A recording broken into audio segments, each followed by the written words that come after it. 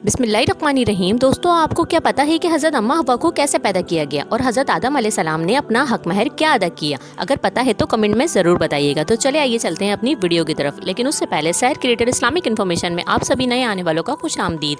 मेरे चैनल पर नए आने वाले सभी लोगों से गुजारिश है, मेरे चैनल को लाइक, सब्सक्राइब और वीडियो को शेयर लाजमी करें। ये आपका हमसे प्यार होता है जिसके हम तहे दिल से मुंतज़िर होते हैं। तो चले आइए चलते हैं अपनी वीडियो की तरफ। दोस्तों, जब हज़रत आदम अलैहिस्सलाम का जन्नत में दिल नहीं लग रहा था तो अल्लाह ताला ने हज़रत जिब्राइल अलैहिस्सलाम को भेजा और हुक्म दिया कि हज़रत आदम अलैहिस्सलाम की एक बाईं पसली निकाल लो। और इसके बाद हज़रत आदम अलैहिस्सलाम को नींद आ गई। सोने की हालत में इस तरह निकाली गई कि इन्हें बिल्कुल तकलीफ ना हुई। इसके बाद अल्लाह ताला ने इस पसली से हज़रत अम्मा हवा को पैदा किया। फिर जैसे ही हज़रत आदम अलैहिस्सलाम की आंख खुली तो हज़रत आदम अलैहिस्सलाम ने हज़रत अम्मा हवा को देखा तो इन्हें छूना चाहा, मगर अल्लाह ताला ने फरमाया, ए आदम, निकाह से पहले इसके करीब ना जाना। फिर अल्लाह ताला ने दोनों का निकाह पढ़ाया और हज़रत आदम अलैहिस्सलाम को हक महर अदा करने का हुक्म दिया। तो हज़रत आदम अलैहिस्सलाम ने फरमाया, हक महर कैसे अदा करूँ? फिर अल्लाह ताला ने फरमाया, मेरे हबीब सल्लल्लाहु ताला अलैहि वसल्लम पर 10 मरतबा दुरूद पाक पढ़ो तो तुम्हारा हक महर अदा हो जाएगा। फिर आदम अलैहिस्सलाम ने 10 मरतबा दुरूद पाक पढ़ा और हक महर अदा हो गया। तो दोस्तों, आइए जानते हैं तफसीलन इस वीडियो में भी।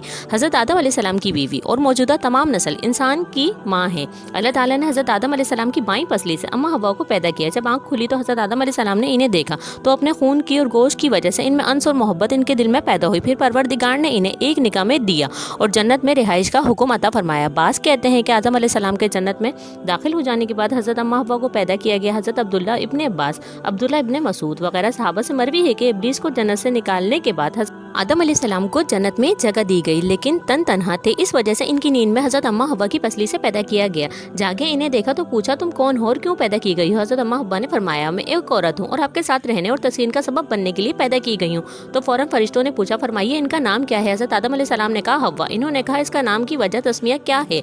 फरमाया, इसलिए कि एक जिंदा से पैदा की गई है। इसी वक्त अल्लाह ताला की आवाज़ आई, ए आदम, अब तुम और तुम्हारी बीवी जन्नत में बाआराम और इत्मीनान रहो और जो चाहो खाओ, लेकिन एक खास दरख्त से रोकना।